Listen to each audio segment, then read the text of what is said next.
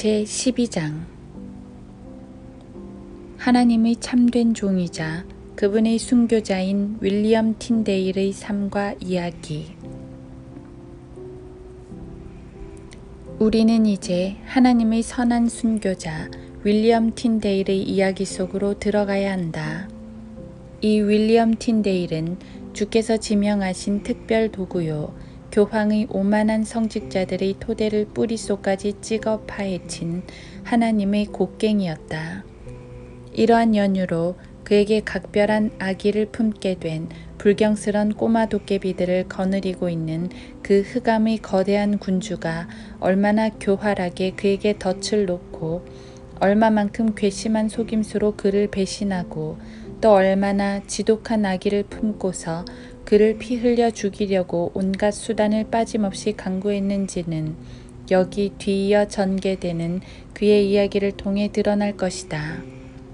그리스도의 신실한 일꾼 윌리엄 틴데일은 웨일즈의 변두리에서 태어나 어릴 적부터 옥스퍼드 대학에서 자라났다.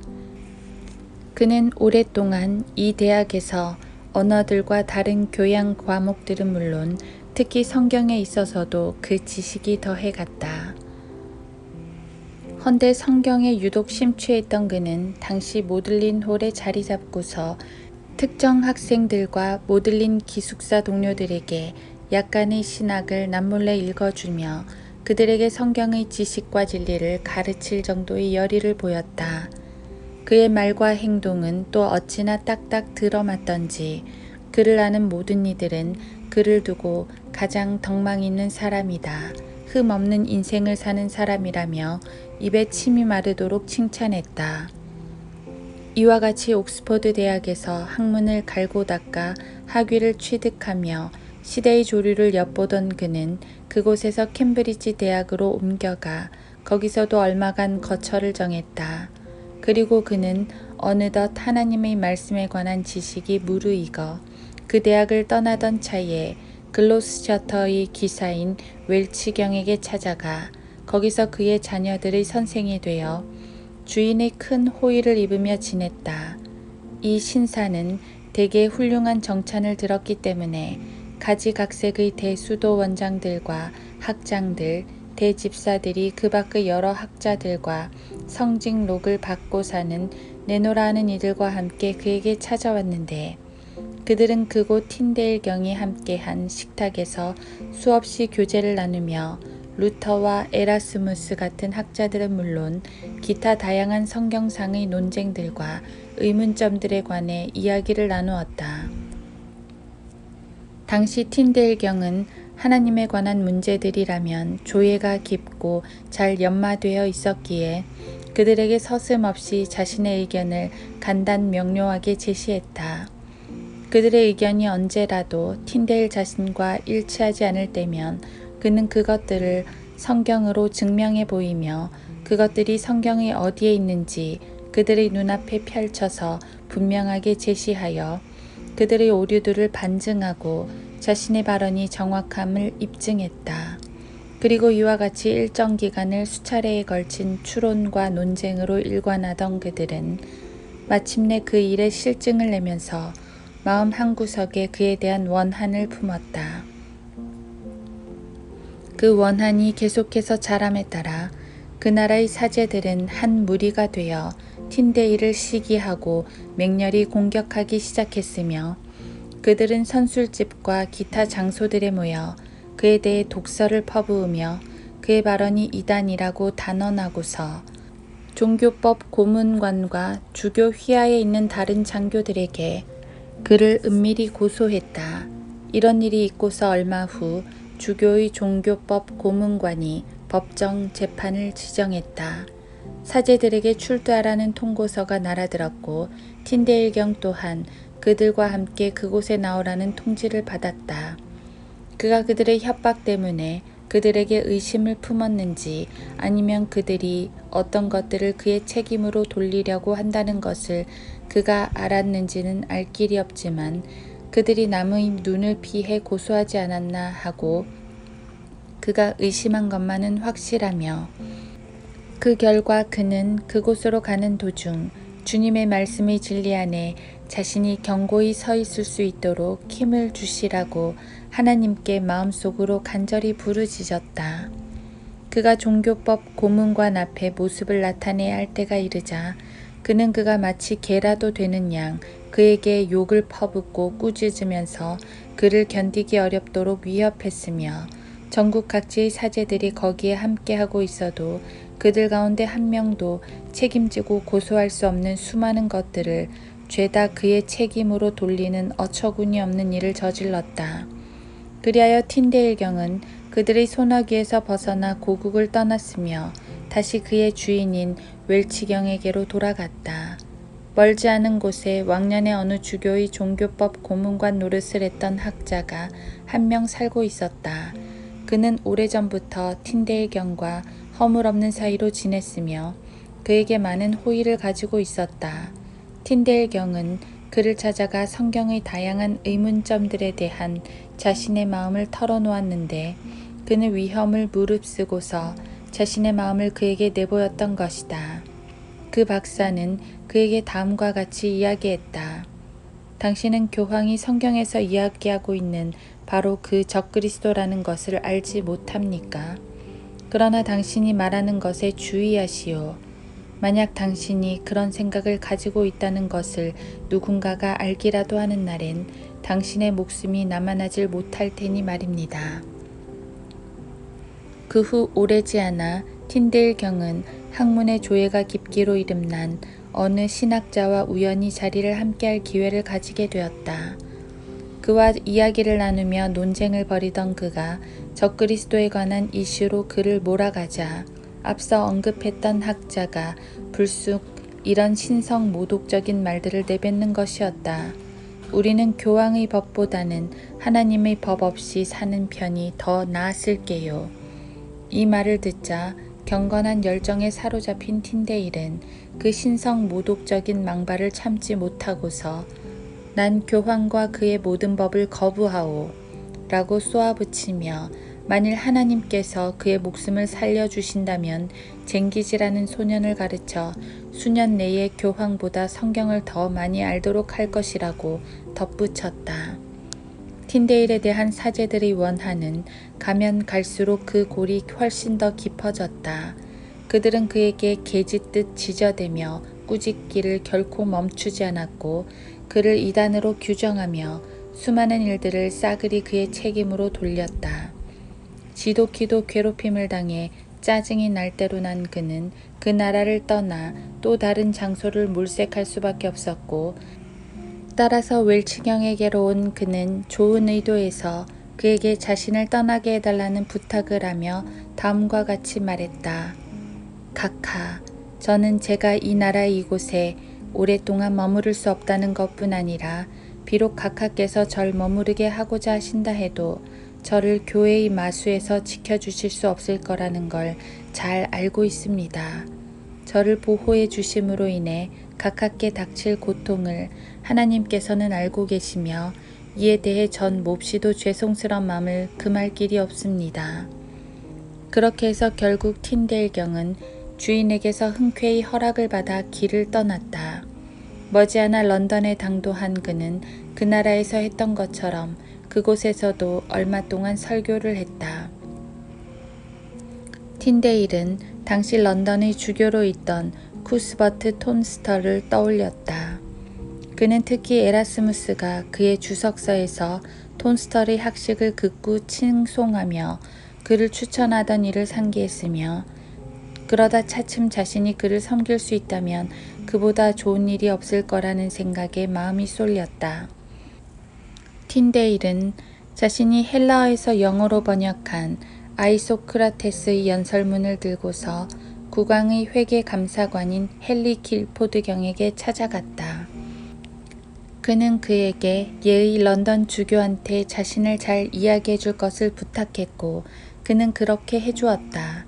게다가 그는 한술 더 떠서 그 주교에게 편지를 써서 자신과 직접 가자는 억지 부탁을 했는데 그는 그것도 그대로 응해 주었으며 그의 편지는 그가 오래전부터 알아온 윌리엄 헤빌스웨이트라는 종에게 들려보냈다.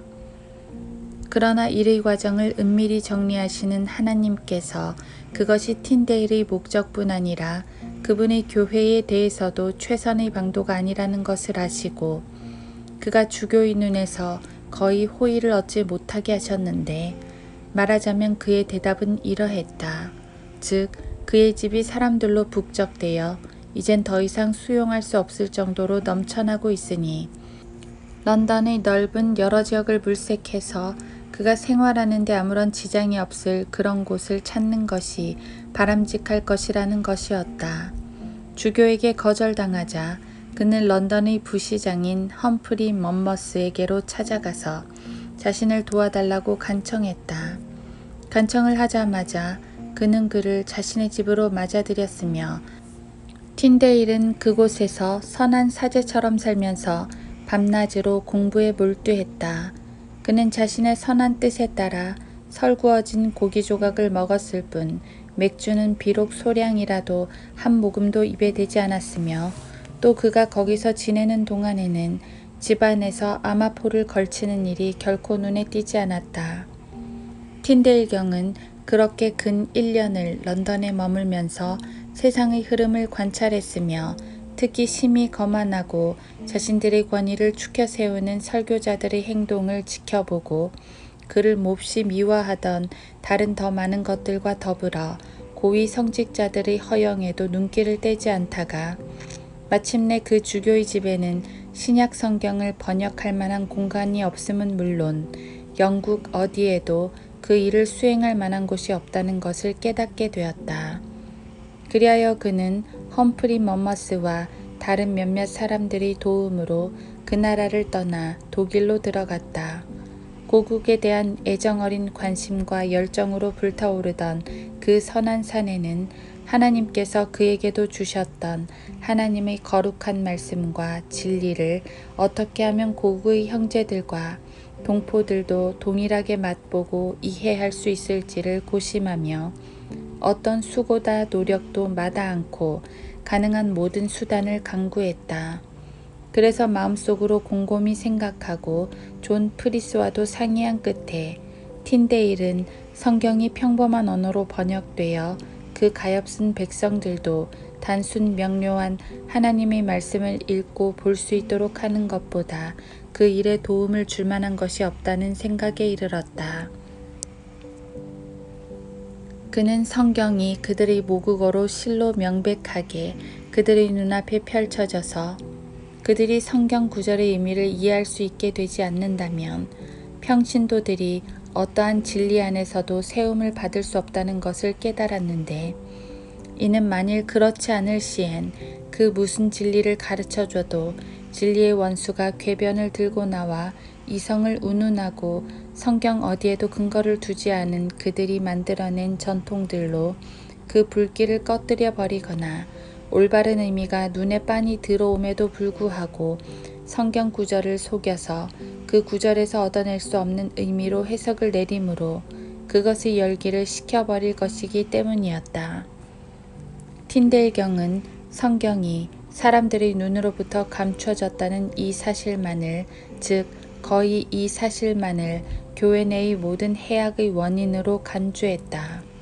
왜냐하면 너무도 오랫동안 위선적인 성직자들의 가증스런 행위들과 우상 숭배를 찾아낼 수 없었고, 그 결과 그들이 손발을 아끼지 않고 사력을 다해 성경을 억눌러 전혀 읽혀지지 않게 하거나, 아니면 그것이 설령 읽혀진다 해도 그들의 궤변이 뿜어내는 뿌연 안개로 그것의 올바른 의미를 흐려놓아 혐오하는 것을 비난하거나 멸시하는 당사자들을 몹시 당황케 하였는가 하면, 그들이 구절의 의미와는 딴판으로 그들의 목적에 맞게 성경을 왜곡시켜 배우지 못한 신도들을 심히 현혹시키는지라. 비록 당신이 그들이 말한 모든 것이 틀렸다는 것을 마음에 느끼고 확신한다 할지라도 그들의 교묘한 수수께끼들을 풀 수 없었기 때문이다. 이것들과 그와 같은 다른 숙고들로 인해 이 선한 산에는 하나님으로부터 힘을 얻어 성경을 그의 모국어로 번역하여 고국의 무지한 사람들에게 유익을 안겨주었다. 다시 말해 신약 성경을 찍기 위해 준비된 첫 번째 식자가 AD 1523년쯤 인쇄되어 세상에 처음 모습을 드러낸 것이다. 이에 대해 분노로 달아오르던 런던 주교 쿠스버트 톨스턴과 토머스 모어경은 그들이 저 오류투성이의 거짓 번역물이라 부르는 것을 파괴시킬 방도를 궁리해냈다. 당시 그 주교가 있던 안트워프에는 어거스틴 패킹턴이라는 한 직물상이 살고 있었다. 이 사내는 틴데일에게 호의를 가지고 있었지만 그 주교에게는 정반대였다. 자신의 목적을 이루기 원하던 주교는 어떻게 하면 그가 그 신약 성경들을 만족스럽게 사들일 수 있는지를 이야기했다. 그가 그렇게 말하는 것을 들은 패킹턴이 다음과 같이 말했다. 각하, 전 그것이 가깝게 기쁨이 된다면야 이곳에 있는 대다수의 상인들보다 이 문제를 잘 처리할 수 있습니다. 왜냐하면 전 틴데일에게서 그것들을 사들인 네덜란드인들과 외국인들이 그것들을 이곳에서 판다는 것을 알고 있기 때문입니다. 따라서 각하의 의향이 그러하시다면 전 그것들을 구입하기 위해 돈을 지불해야 합니다. 잘 아시겠지만 돈이 없으면 그것들을 소유할 수 없는 노릇이지요. 그러니 말씀만 하십시오. 인쇄되어 안 팔린 것은 죄다 각하께 가져다 드리겠습니다. 주교는 자신이 하나님의 발끝을 잡았다고 생각하며 이렇게 말했다. 온화한 패킹턴경, 서둘러 이를 거행하시오. 내게 어서 그것들을 사다 주시게. 비용이 얼마가 들든 내가 다 지불하리다. 난 그것들을 죄다 바울의 십자가에서 불태울 작정이니 말이오. 어거스틴 패킹턴은 곧장 윌리엄 틴데일에게 가서 일의 전말을 낱낱이 일러주었고 그리하여 그들 사이에 맺어진 협약에 따라 런던 주교는 성경들을 손에 넣고 패킹턴은 감사하다는 말을 듣고 틴데일은 돈을 주게 되었다. 이 일이 있고 난 후 틴데일은 동일한 신약 성경을 다시 교정보아 새롭게 찍어내고 그 결과 그것들은 3배로 두꺼워진 영어 성경이 되어 나왔다. 그것을 알아차린 주교는 패킹턴에게 사람을 보내 이렇게 말했다. 신약 성경이 엄청나게 퍼져 있으니 이것이 대체 어찌 된 일이오. 그것들을 다 사드릴 거라고 내게 약속했잖소. 그러자 패킹턴이 대답했다. 물론 전 손에 넣을 수 있는 건 죄다 사드렸습죠. 그러나 이후로 그들이 더 많이 찍어냈다는 생각이 드는군요. 이제 보니 그들이 활자와 판목을 가지고 있는 한 좋을 게 하나도 없을 것 같습니다. 그러니 각하께선 차라리 판목들도 사들여서 일을 확실히 해 두시는 게 좋을 듯 싶습니다. 이 대답에 주교는 빙긋이 미소를 지었고 그렇게 해서 문제가 마무리되었다. 얼마 후 때마침 조지 콘스탄틴이 이단으로 의심받아 당시 영국의 종교법 고문관으로 있던 토마스 모어경에 의해 체포되는 일이 발생했다. 모어경은 그에게 다음과 같이 물었다. 콘스탄틴, 내가 지금 당신에게 물어볼 한 가지에 대해 당신이 내게 솔직해줬으면 하오. 순순히 응해준다면 당신을 고소한 다른 모든 것들에 있어 당신에게 호의를 베풀어 줄 것을 약속하리이다. 저 바다 건너에는 틴데일, 조이, 그리고 당신의 수많은 이들이 있고 난 그들이 누군가의 도움 없이는 살 수 없다는 것을 알고 있소.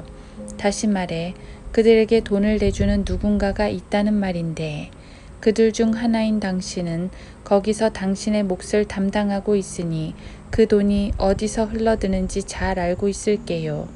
바라건대 내게 말해 주시오. 이처럼 그들을 도와주고 있는 게 대체 누구요?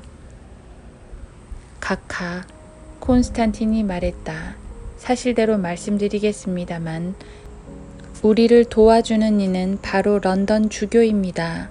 신약 성경을 사서 불태우라고 그가 우리 가운데 엄청나게 많은 돈을 뿌렸는데 바로 그것이 우리의 유일한 원조와 위로가 되었고 그 일은 지금도 여전하기 때문입니다. 그러자 모어가 말했다. 과연 맹세코, 내 생각이 바로 그거였소. 주교가 그 일에 손대기 전에 누차 경고했는데도 그놈의 고집 때문에 올게 오고야 말았구려.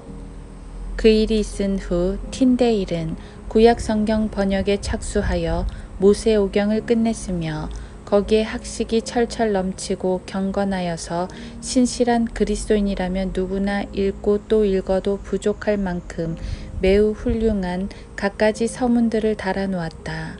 이 성경들이 영국으로 보내졌을 때 그것들이 이전에 흑암 속에 갇혀있던 온 영국민들의 눈에 열어주었던 그 빛의 문이 어떠했는지는 말로 다 형용할 수 없을 것이다. 처음 고국을 떠났을 때 그는 독일로 여정을 밟았으며 그곳에서 루터와 여타 학자들과 의견을 교환했다. 그는 거기서 일정 기간을 계속 머무르다 후에 네덜란드로 내려와 안트워프에서 대부분의 거처를 정했다. 틴데일의 경건 서적들, 특히 그가 번역한 신약 성경이 사람들의 손에 들려지고 널리 보급되자 그것은 성도들에게 유례없이 굉장한 유익을 가져다 주었다. 그러나 불신자들은 그 사람들이 자기보다 조금이라도 더 현명해지는 것을 시기하고 경멸할 뿐 아니라 눈부시게 내리꽂는 진리의 광선에 그들의 흑암의 일들이 들통날까 두려워하며 갖은 법석을 떨며 동요하기 시작했다.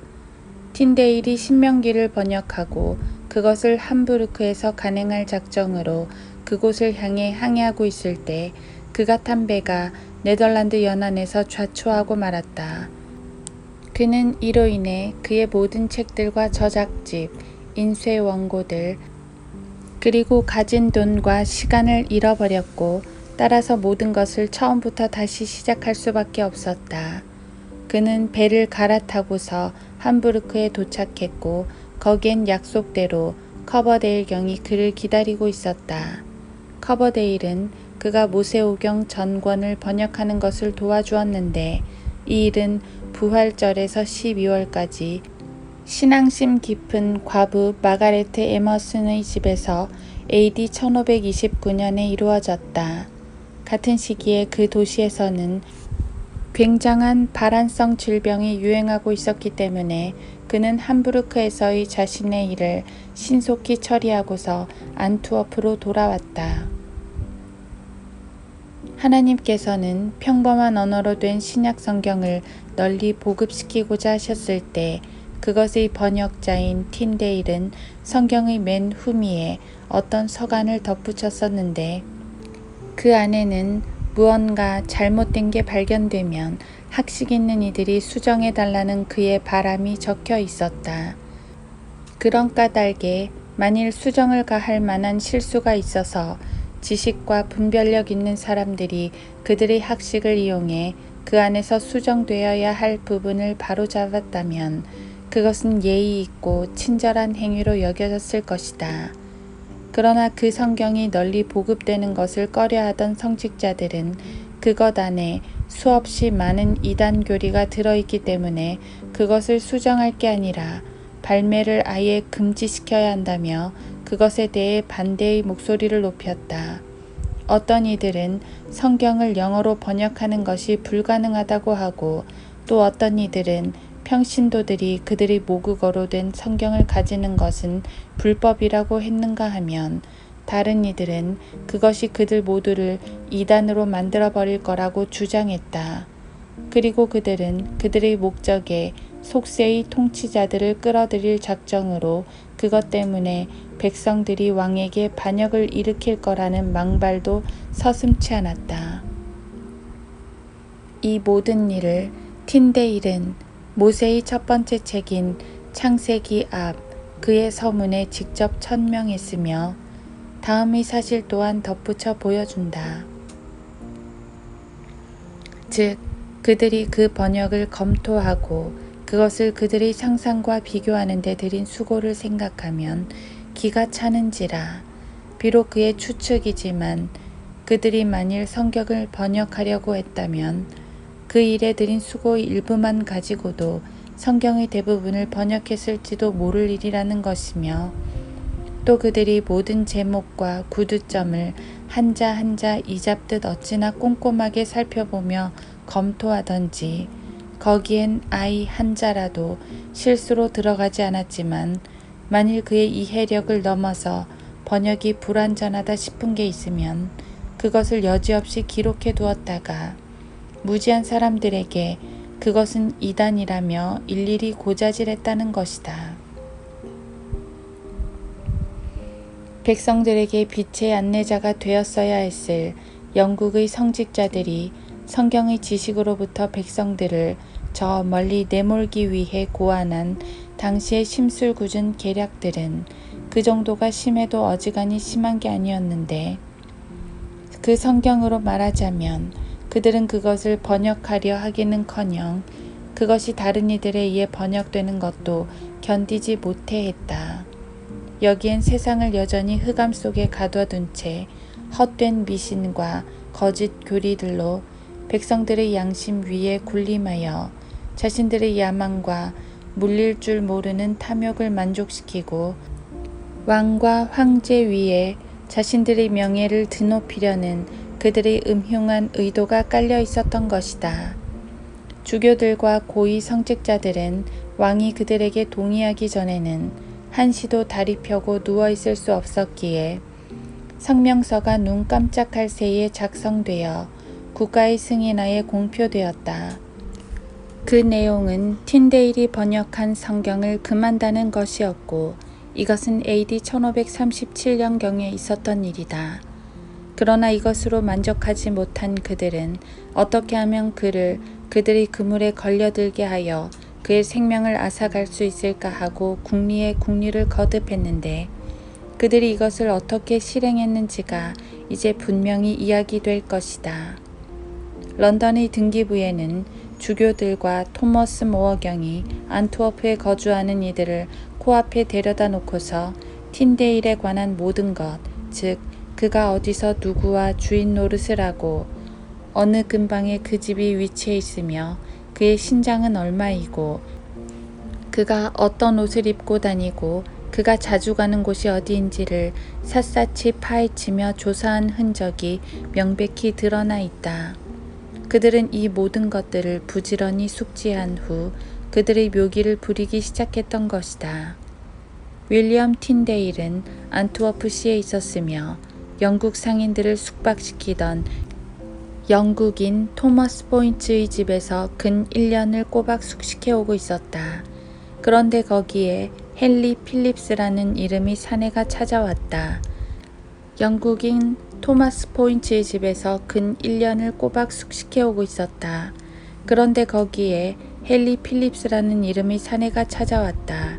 그의 아버지는 폴의 단골 손님이었고 마치 왕년에 종을 거느리고 다니던 신사였듯 싶은 예쁘장하게 잘생긴 친구였으나 그가 무엇 때문에 왔는지, 즉 그가 무슨 목적으로 그곳으로 보내졌는지는 아무도 알지 못했다. 틴데일 경은 수차례에 걸쳐 상인들과 만찬을 들라는 권유를 받았고 그는 이렇게 해서 이 헨리 필립스와 안면을 익히게 되었다. 그 결과 틴데일 경은 짧은 시일 내에 이 사내에게 커다란 신뢰를 두게 되어 자신의 숙소인 토마스 포인츠의 집으로 그를 데려가 한두 번 정도 만찬을 들기도 했다. 그러다 그와의 우정이 심히 깊어지자 아예 그는 앞서 말한 포인츠의 집에 그가 머무를 수 있도록 알선해 주었고 심지어는 자신의 책들과 남모르는 연구물들까지 보여주며 호의를 베풀었다. 당시의 틴데일은 이자가 자신의 뒤통수를 치리라곤 추호도 의심치 않았던 것이다. 그러나 이 친구에게 큰 신뢰를 두지 않았던 포인츠는 틴데일 경에게 이 필립스를 어떻게 알게 되었냐고 물었다. 틴데일 경은 그는 정직한 사람이고 학식이 상당하며 같이 있으면 무척 편하다고 대답했다. 그가 그에게 대단한 호감을 가지고 있다는 걸 알아차린 포인츠는 그가 다른 친구의 소개로 그와 알게 되었으려니 하며 이 일을 더 이상 문제 삼지 않았다. 그 도시에서 사나흘 머물던 필립스는 어느 날 포인츠에게 도시를 한 바퀴 휘돌며 그곳의 상품들을 구경시켜달라는 부탁을 했다. 그들은 시 외곽을 함께 걷는 동안 여러 가지 것들에 대해 이야기를 나누었고 또 개중엔 왕과 관련된 일들도 몇 가지 튀어나오긴 했지만 이 말 때문에 포인츠가 아직까지 무슨 낌새를 차린 것은 아니었다. 그러나 차츰 시간이 지나자 포인츠는 그가 포인츠에게 돈을 주면 자신의 목적을 이루는 데 도움을 줄 것인가 하며 맘속으로 전전긍긍하고 있다는 것을 알아차렸다.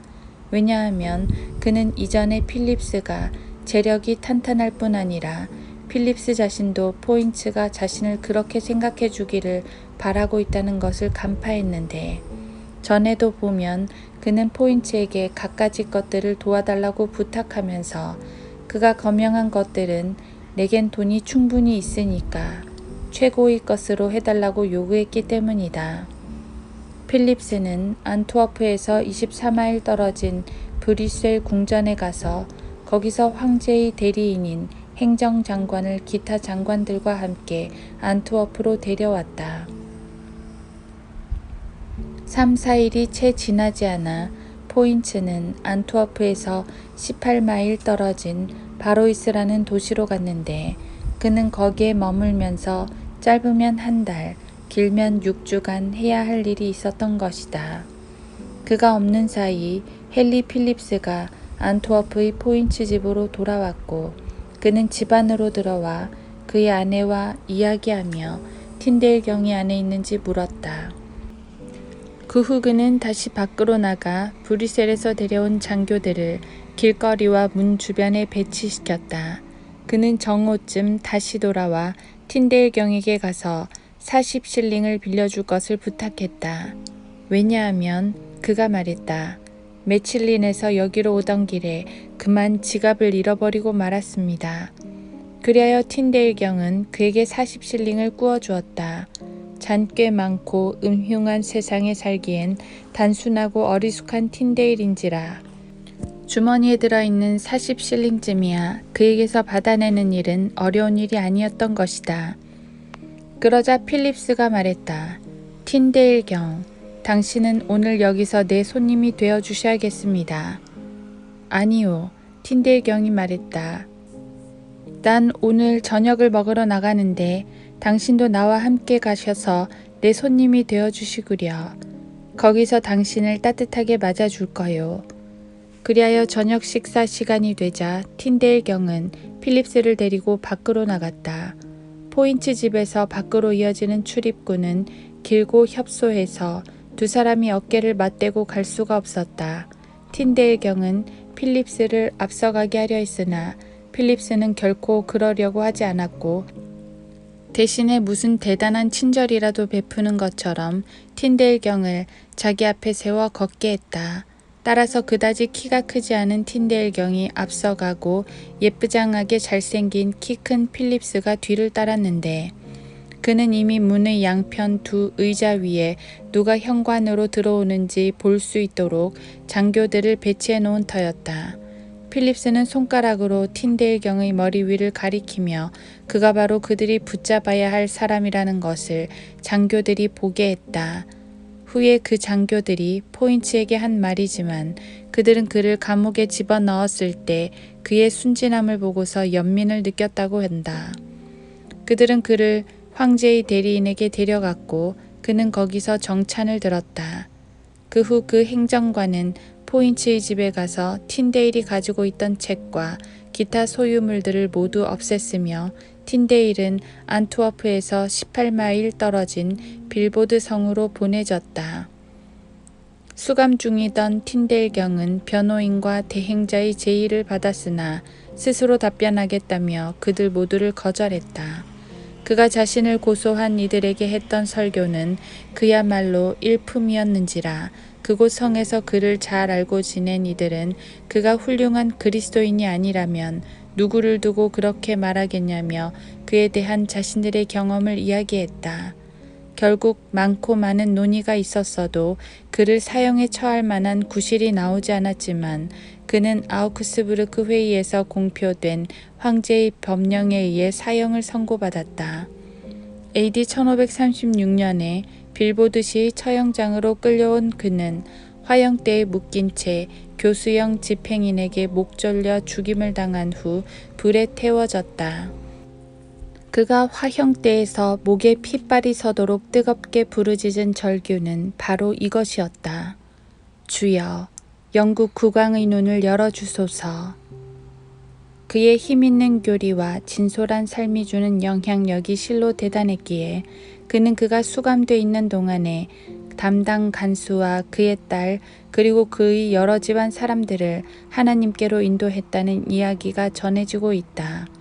그가 번역한 신약 성경에 관해 말하자면 그의 대적들이 당치도 않은 소리로 그것의 흠을 들춰내며 이단 교리들로 가득 찼다고 짐짓 꾸며대는지라 그는 존 프리스에게 다음과 같은 글을 써 보냈다. 나는 우리가 우리 주 예수 앞에 나타나게 될 그날을 위해 하나님께서 다음의 사실을 기록해 두시길 바라는 바입니다.